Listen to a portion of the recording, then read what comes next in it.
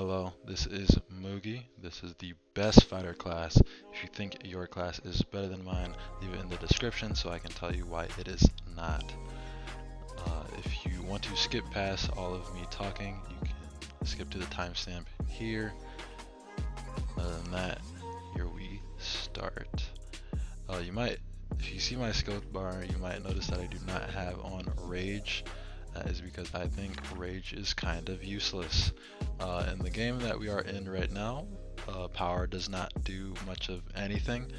The difference from how much damage you're doing at minimum power versus the amount of damage you're doing at max power is literally nothing. I'm pretty sure power is just the chance that you have to miss, and at the current state of the game, I can't miss, haven't missed on anything, not going to miss. Stomp. This is one of your replaceable abilities. You can replace it with Blood Gush if you really want to. I personally don't, because if you're playing with friends, this generates high threat. You can get the big guys to target you instead of your friends. Works really well that way, and it's just a little bit of extra damage. A lethal strike. This does two things. It is a dash. Well, I guess three. It does three things. It is a little bit of a dash. When you do hit an enemy, it does stop them out of their attack. So if they're attacking and you hit them with a lethal strike, it will knock them up. They're not attacking anymore. And it has that invasion increase by 100%. It's kind of like an Elden Ring dodge. When you use lethal strike, you cannot be hit by anything. So especially if you are a lower level and there is something that you aren't a high enough level to parry yet, you can try to use lethal strike. It does have a little bit of charge up, but if you do get the lethal strike off, you can use this instead of a dodge. Cyclone. This is one of the highest potential damage abilities that you have. Cyclone can do so much damage. This will insta-kill a horde if you throw it correctly. Cyclone's really nice. Definitely put Cyclone on. Shield Bash, also really nice. If you are a hammer user like me, or even a spear user, you will have to switch to your sword and shield in order to use Shield Bash, or it takes a little bit to pull out. Still really strong. Stuns for 2.5 seconds. You can get so much damage in while they're stunned, or you can just stun one while you're attacking the other, so you don't have to parry, get hit, that sort of thing. Reflect and Bulwark, really obvious. These are some obvious choices. Bulwark decreases stamina cost and the parry window by 0.4. Parry window is already pretty huge. Bulwarks makes it extremely huge. And then Reflect. Reflect is really good with Sturdy. Sturdy makes you essentially invincible. When you use that Sturdy, everything that hits you, you will parry it. So if you have Reflect on, when you parry it, you're actually doing damage to them, especially when you're getting hit so much that you can't swing, you're still doing damage. Reflect is really nice. General skills, got some obvious ones. Recovery, 5 out of 5, you need recovery. Heavy melee mastery, that's for your hammer. Melee mastery, that's for your sword. And then Sturdy. This is the best ability in the game, point blank period. I am on an imp. If you are planning on making a fighter class, make it that little mouse so you do not have to find a Sturdy scroll.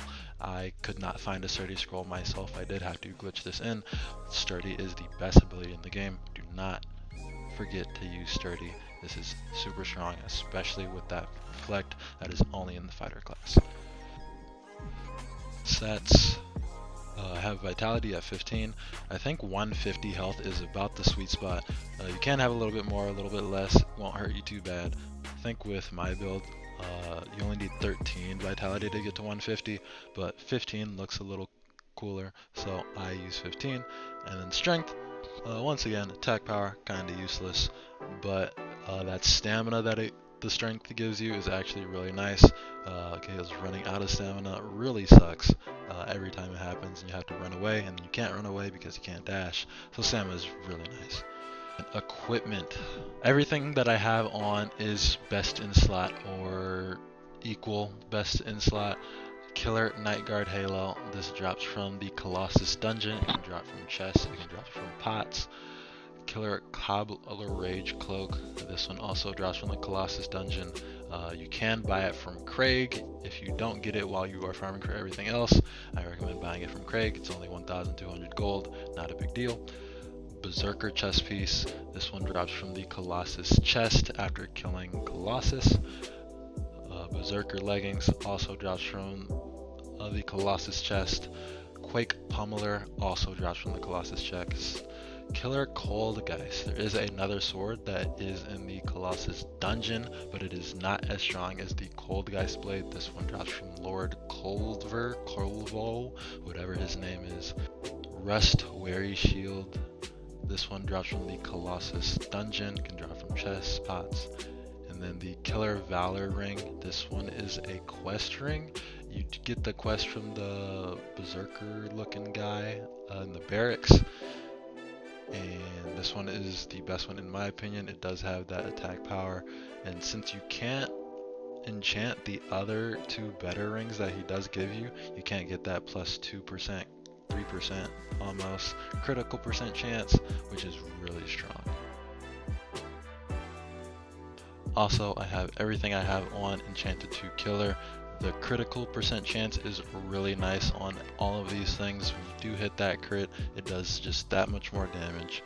It is one of the only ways to increase your damage, since attack power really doesn't do anything, and the base attack power in your weapons means that you don't really need to have attack power in stats.